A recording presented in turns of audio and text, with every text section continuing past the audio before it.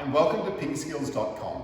Today we're going to have a look at receiving the short and the long serves and recognizing when the ball's short and when it's long, and then secondly, how you deal with both those options. So the first thing is to recognize whether the serve is going to be short or long. Where the ball bounces on your side isn't an exact way of deciding whether it's going to be short or long. A faster serve can bounce there and still go long, or a slower serve can bounce there and still be short. So it's taking the cues in from the other end. You need to see the serve, you need to see the flight of the ball as it comes off the server's racket, and then also recognise when it's bouncing on your side and the whole flight. You need to understand what type of spin's on the ball as well. A topspin serve is going to tend to kick forward a bit more. A backspin serve is going to tend to hold up a little bit more.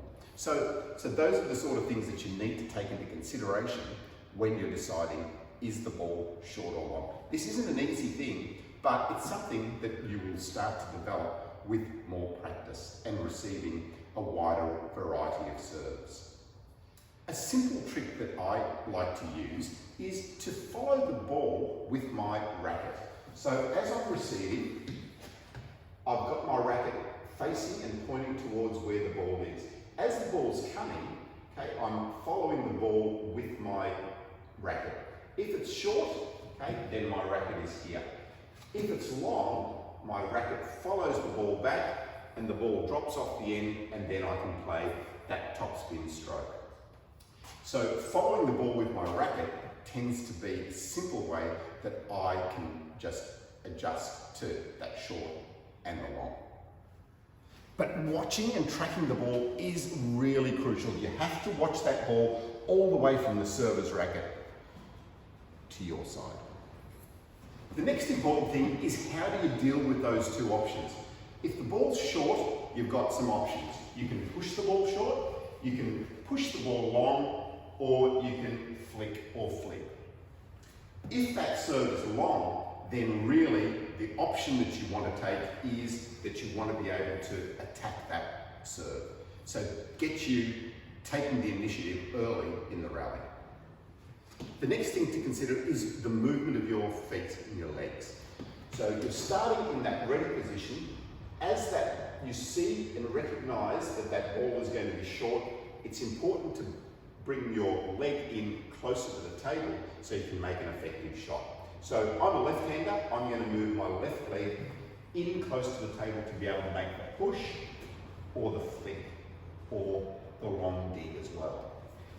If that ball is long, we don't have to adjust too much. We're in a ready position. It's more a matter of just adjusting your position to where that ball's coming to, and then loading your legs and your waist, and then playing that topspin stroke off the serve. The really tricky one is where that second bounce is going to be very close to the end of your table. If it drops a little bit shorter, it's going to bounce twice and make it harder to attack. If it drops longer, then that's your opportunity to make the attack. But as that ball is already here, it's difficult, even if you're going to push that ball, to get an effective short return on that serve. So it's a matter of trying to recognise that as early as possible. Once you let that ball come here, and then if you've got to push it, it's really tough. So try to recognise that early, get in as close as you can to the bounce to be able to make a more effective short return. But then hopefully you've recognised well and you've seen that that ball is just dropping long and you've wound up, and then you can make the strong attacking topspin as well.